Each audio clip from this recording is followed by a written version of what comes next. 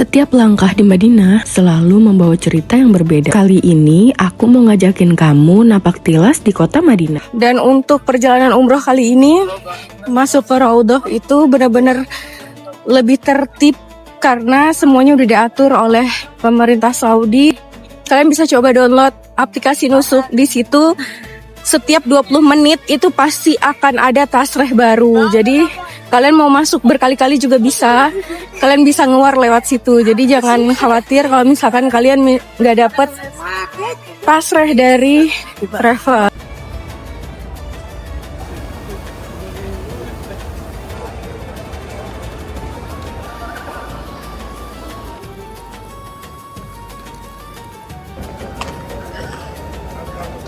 Sekarang kita lagi di Masjid Qiblatain, salah satu masjid paling bersejarah di Madinah. Masjid ini dikenal sebagai tempat turunnya perintah perubahan arah kiblat dari Masjid Al-Aqsa ke Ka'bah di Mekah. Yang luar biasa, perintah ini turun saat Rasulullah dan para sahabat sedang dan tanpa ragu mereka langsung balik arah.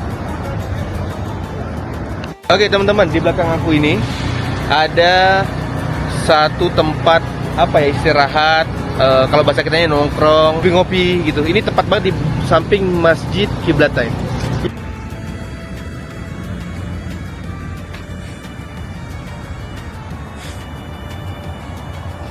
Rehana ini harus coba deh. Tumbuhan khas Madinah namanya rehana. In Indonesia name sereh. بس هنا في المدينة قوي جدا عن اندونيسيا. انا جربت حق اندونيسيا.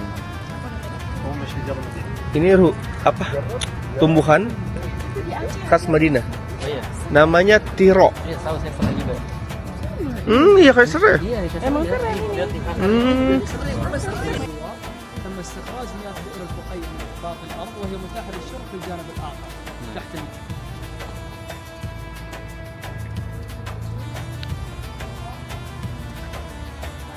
Mereka bawa Nabi ke Kuba karena itu mendapati salah ini kurang lebihnya khas dari gunung berapi aktif kan. Nah setelah Nabi SAW datang ke kota Madinah, Nabi berdoa untuk kebaikan. Sania.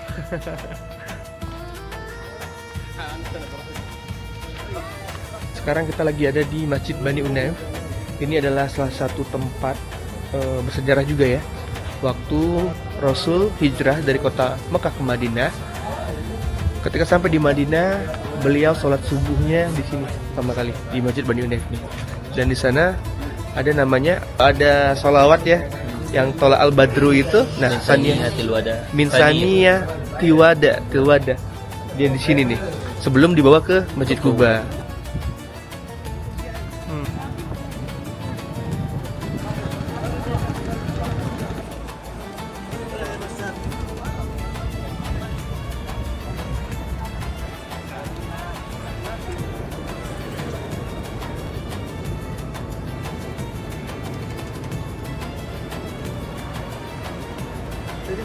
Ya, semuanya. Sekarang kita sedang berada di Masjid Kuba. Hari ini khusus kita memutar kebanyakan jam masjid-masjid teman-teman.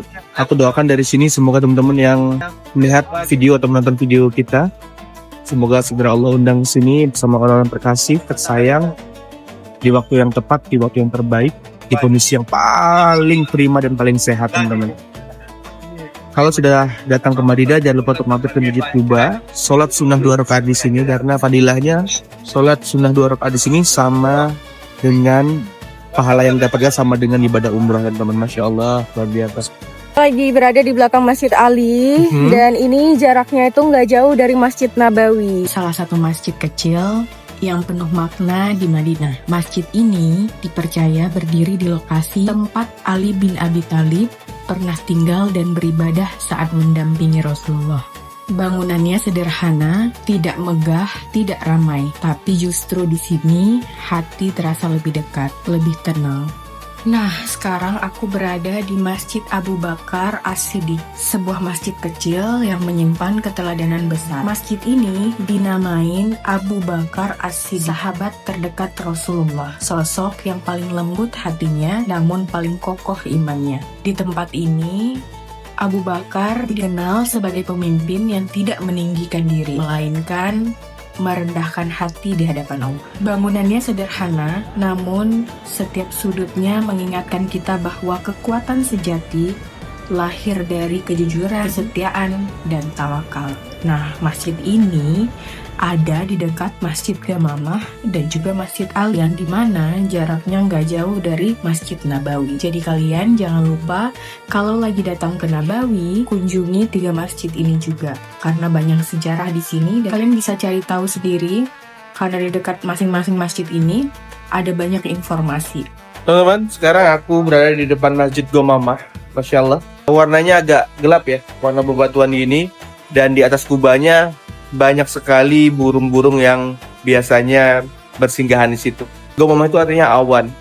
Jadi ceritanya dulu pada saat zamannya baginda besar Nabi Muhammad SAW, beliau lagi di sini atau lagi sholat di sini, tiba-tiba ada awan yang menaungi beliau. Masya Allah. Teman-teman, kalau datang ke sini, usahakan sholat fardunya tetap di Masjid Nabawi ya, karena keutamaannya pasti berbeda.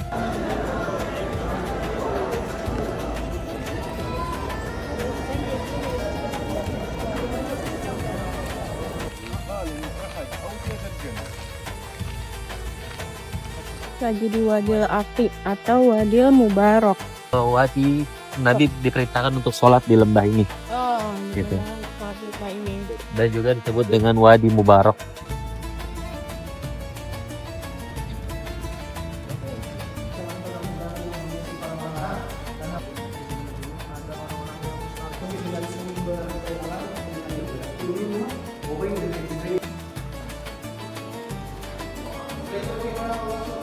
Ada tempat yang buat naruh penanya juga, dan semua di sini buat menulis ayat-ayat Al-Quran. Irlandia bernama Ricard, dia masuk ke dalam Islam, dia masuk Islam untuk ikut jemaah haji, ya, biar bisa masuk ke dalam Hijaz dan bisa mengenali isi Hijaz itu bagaimana. Sallallahu alaihi wasallam al-Madinah bi barakati waqad Allahumma ij'al bil Madinah. Ada pena buat menulis Al-Quran, kemudian tempat buat nama. Dia kembali dengan kudanya, memanggil pasukan-pasukan berkuda yang sudah berpencar nih untuk bersatu lagi, kembali lagi. Langsung dari ini kan turun mereka Khalid bin Walid mutar dari belakang dan naik dengan pasukan berkuda.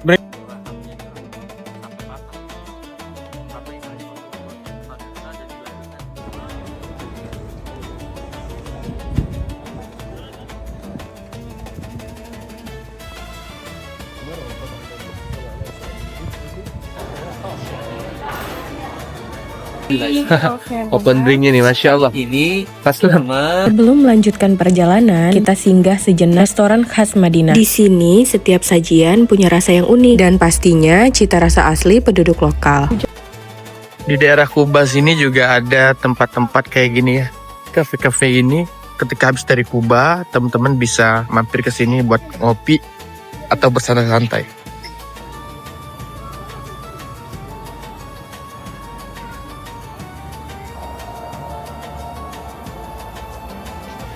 Ini Umar habisin nih Umar. Faris. Alhamdulillah kita sudah sampai hotel. Masya Allah, ini hotel kita di Madinah. Kita nginep di Makarem, teman-teman. Ini hotel bagus banget, nyaman banget, hotel baru. Kayaknya beberapa bulan diresmikan ya, dan kita diberi kesempatan untuk menginap di sini. Kayak happy nggak? Hotelnya the best sih menurut aku. Karena apa? Karena pertama hotelnya baru, terus pelayanannya juga good, dan yang paling penting mau ke Nabawi itu deket banget, turun langsung deh ke Masjid Nabawi. Masya Allah. Tuh. Ini kamar kita yang suite ya. Ini ruang tamu. Guys, ini enak banget. Ini makaronnya. Oh, Iya. Ini guys, yang apa? Black Apa Bear. itu? blackberry. Ini kamar mandinya.